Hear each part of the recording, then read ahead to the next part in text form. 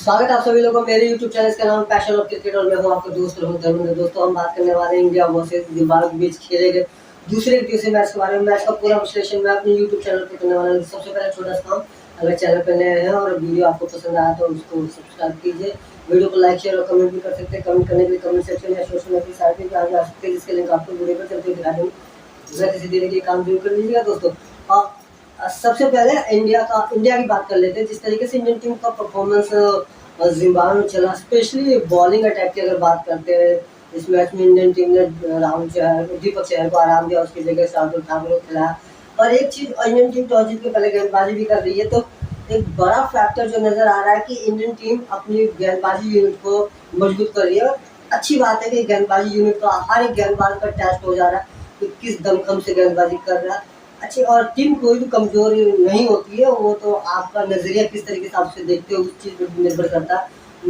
Zimbabwe team थोड़ी सी कमजोर दिखती जरूर है, लेकिन कभी कभार यही जिम्बाब्वे टीम थी जिसने बांग्लादेश के नाक को चने चबा दिए थे। तो ये परिस्थितियों और उस दिन का खेल किस तरीके से चलता है उस पर निर्भर करता है। तो बात अगर पहले मैच में दीपक चहर ने जिस तरीके से गेंदबाजी की थी, आज उसी तरीके से शार्दुल ठाकुर ने शुरुआत प्रसिद्ध कृष्णा और मोहम्मद सिराज ने की थी, लेकिन मोहम्मद सिराज ने जो पहली विकेट निकाली किडियानो का, उसको सैमसंग हाथ कैच किया, उसके बाद से शार्दुल ठाकुर ने किया का विकेट 16 रन पे निकाल दिया प्रसिद्ध कृष्णा को। और एक चीज इस मैच में, और मैं आपको एक बॉलिंग एनालिसिस का दिखाऊं, तो जितने भी गेंदबाज इंडिया के यूज हुए इस मैच के दौरान, चाहे वो सिराज थे, चाहे वो प्रसिद्ध कृष्णा, चाहे ठाकुर, चाहे आपके कुलदीप, चाहे अक्षर, चाहे Deepak Hooda, everyone got some wicket. सब किसी को एक एक विकेट मिली है। सिराज और कृष्णा एक एक, ठाकुर 3, अक्षर, कुलदीप, हुड्डा एक एक, 2 रन आउट हुए।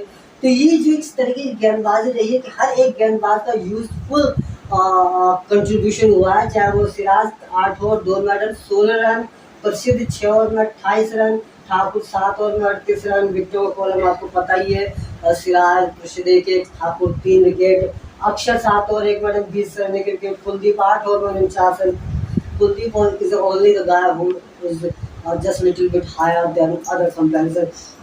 दीपक हुड्डा 2 ओवर में 6 रन 1 विकेट। तो जो गेंदबाजी रही है इंडियन टीम की, वो कुल मिला के बहुत शानदार 160 रन के स्कोर पे जिम्बाब्वे को समेट दिया गया।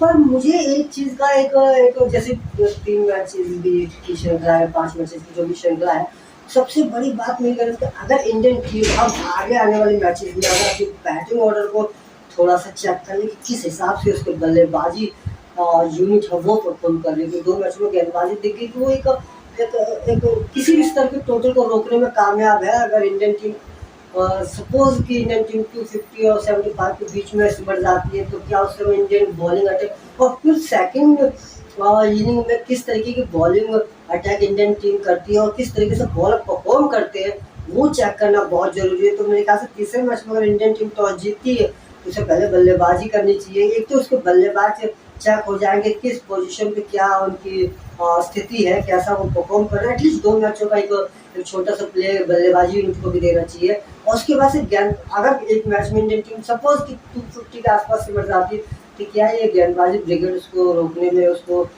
डिफेंड करने में कामयाब है? ये बड़ा सवाल होता है, क्योंकि गेंदबाजी स्टार्टिंग में आप कर रहे हैं, अच्छी बात है कि आप उसे चेक कर पा रहे हैं, आप विदेशी टीम को अच्छी तरीके से हैंडल कर पा रहे हैं। लेकिन एक ये भी नजरिया है कि साथ के साथ कई बार क्या होता है कि अगर 5 मैच की श्रृंखला में आप 5 मैच इसी क्रम में जीतते जाते हैं और आगे सडनली से आप अफ्रीका या वेस्ट इंडीज या ऑस्ट्रेलिया, इंग्लैंड, न्यूजीलैंड जैसी टीमों के सामने होते हैं, दैन थोड़ी सी दिक्कत सामने पेश आती है और वो एक अलग फर्क डालता है टीम के अंदर।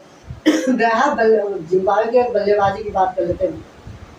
I think Shane Williams is the only player who made 42 and then Rugal not out 39. These are the two batsmen who really perform well. Rugal every time he just score and taking wickets. But जो एक main change दिख रहा मुझे Zimbabwe की तरफ से कि Ryan रुगल को इस पूरी श्रृंखला में जब तक 2 मैच हुए उसमें गेंदबाजी नहीं की दी जा रही है और दी जा रही है 1 ओवर की गेंदबाजी। और ये कहीं ना कहीं मुझे थोड़ा सा या तो स्कोर उतना नहीं है जिससे कि रेयान रुगल की गेंदबाजी के लिए मौका मिल पा रहा, पर आई थिंक जिस तरीके से आप 8-9 गेंदबाज इस्तेमाल कर रहे हो और 2-2 ओवर उन गेंदबाजों को दे रहे हो, तो उनके 2-2 ओवर काट कर 4 ओवर रुबेल को देते हो, तो that it could be effective. ये एक अच्छा चांस हो सकता है आपके लिए कि और असरदार भी हो सकता है कि हो सकता है क्योंकि रुबेल नोज द किस तरीके से गेंदबाजी करनी चाहिए, कि how to deliver the ball and what the circumstances could be a different type of batsman है, किस तरीके की परिस्थिति हो सकती है एक भिन्न गेंदबाज के तरफ से। हम कम आंसू ट्रांसलेटिंग in हिंदी। भारतीय बल्लेबाजी इस मैच में थोड़ी चरमरा गई है जिस तरीके से, और तारीफ करनी पड़ेगी जिम्बाब्वे की गेंदबाजी की, स्पेशली जोंबे की जिन्होंने 2 विकेट क्रूशियल स्टेज पे निकाली, लेकिन थोड़े से इस मैच में कहूँगा जिम्बाब्वे थोड़े से रनों का अभाव रह गया। अगर ये स्कोर जिस तरीके से इंडियन टीम ने बल्लेबाजी की 161 रन के लक्ष्य का पीछा करने 5 विकेट गंवा दिया, अगर नियर बाय 250 का टोटल होता तो दैट कुड बी इफेक्टिव। और यही एक मैं बात कहना चाह रहा हूँ कि मतलब अगर बल्लेबाजी क्रम को हमें देखना है, बहुत रेयर चांसेस है कि जिम्बाब्वे टीम 250 से अबव का स्कोर कर पाए इंडियन बॉलिंग अटैक के सामने, बहुत रेयर चांसेस है। अगर नहीं कर पाती तो हमें तो अपनी बल्लेबाजी को चेक करना है ना। जिस चीज़ की बात कर रहा था उसका उसका छोटा सा एक रूप आपको इस मैच में देखने को मिला। 160 रन का लक्ष्य, 61 रन का लक्ष्य, उस पर 5 बल्लेबाज आउट हो गए। पिछले मैच में ओपनिंग साजिदार ने 190 रन की पार्टनरशिप की थी और विदाउट विकेट मैच जीता था। इस मैच में शिखर धवन 33 का आउट हो गया, के राहुल से ओपन कराया गया, और ये देखिए छेड़छाड़, ये जो चीज़ है आप इस चीज़ को चेक करना चाहते हो, इसको शुभमन गिल को डाउन द ऑर्डर, और ये एक उचित निर्णय नहीं कहूँगा मैं। आप ओपनिंग जोड़ी के साथ छेड़छाड़ नहीं कर सकते, कम से कम जब तक कि आप श्रृंखला में लीड ना कर रहे हैं, 1-0 की lead.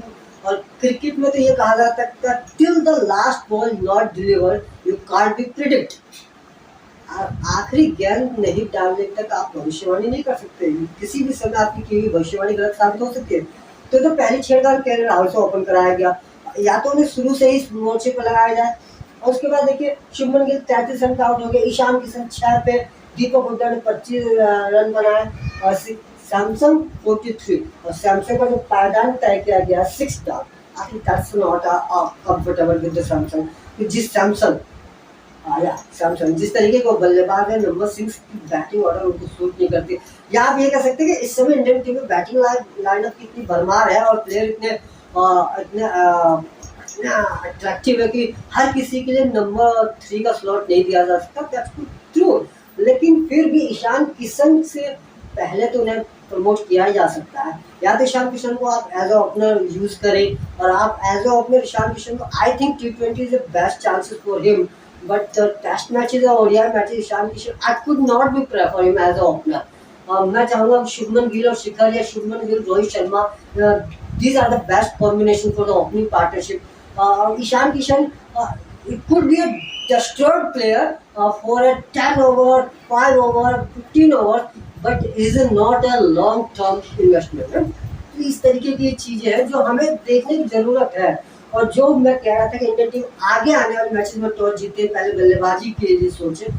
Reason behind that is this, 5 wicket 160 run के लक्ष्य का पीछा करते समय अगर आप खो देते हो, तो I think it's a little bit the moment for thinking, और सोचने की जरूरत है कि किस तरीके से ये हुआ कि 5 विकेट। अगर किसी दिन जिम्बाब्वे की बॉलिंग अटैक चल निकलती है, या उनका कैप्टन थोड़ा सा संजीदा होता है, ओपनिंग पार्टनरशिप चलती है, और आज की क्रिकेट में तो अगर आपका 1-2 पार्टनरशिप बेटर होती है तो it could be 300 any time. 50 over big time is 50 over ना, तो 300 के लिए just 2-3 over needed to guide for 20+ run in over, and then you saw it's nearby 300।